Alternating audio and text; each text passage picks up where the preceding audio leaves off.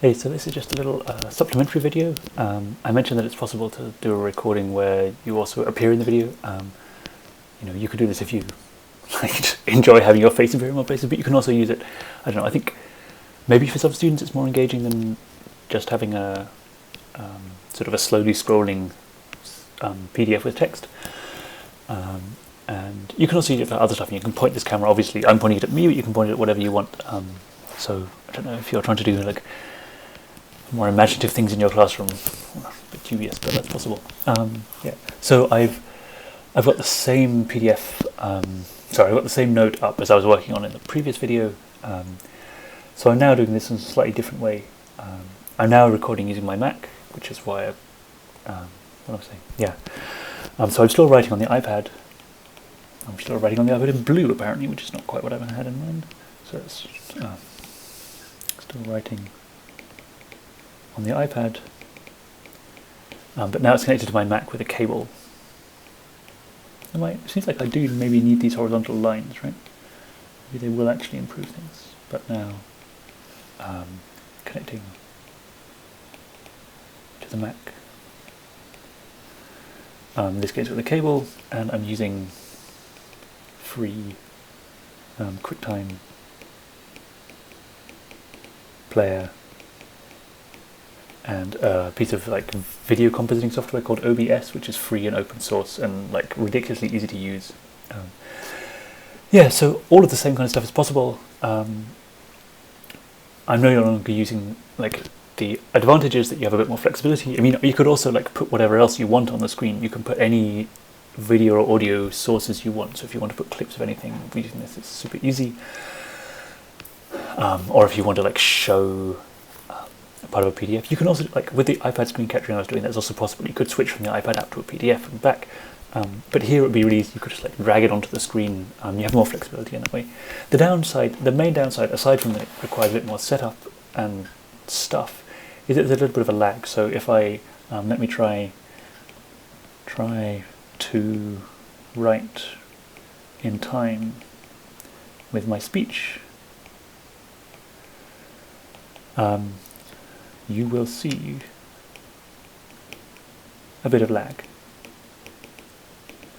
Now, just to be clear, that lag is, so when I write on the iPad, the text appears immediately on the iPad. The lag is just in for it to appear on the computer screen. So it doesn't hinder me in writing, but it does, yeah, it has this effect. There's a little bit of lag there.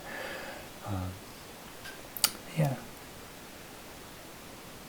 I think that's everything I want to say in this video. All the same stuff applies as before, namely, exporting to PDFs is all very easy. Yeah, and this, yeah. So, oh yeah. So there is one other thing I wanted to talk about, which was Kaltura, my nemesis. So maybe you like. So what I've talked about so far has been recording videos, but maybe you want to use it with Kaltura Liveroom, and you can just use the same system.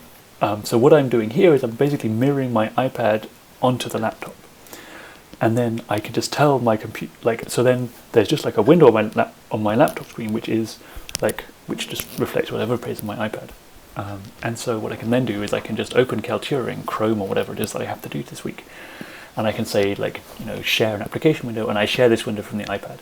So again, you have this little bit of lag, but the writing experience on the iPad is still exactly the same. Oh, what am I doing? Sorry. What am I doing? Yeah, the writing experience on the iPad is exactly the same. There's no lag there. There's a little bit of lag in how it appears on the screen in Kaltura, but I don't think that's very severe.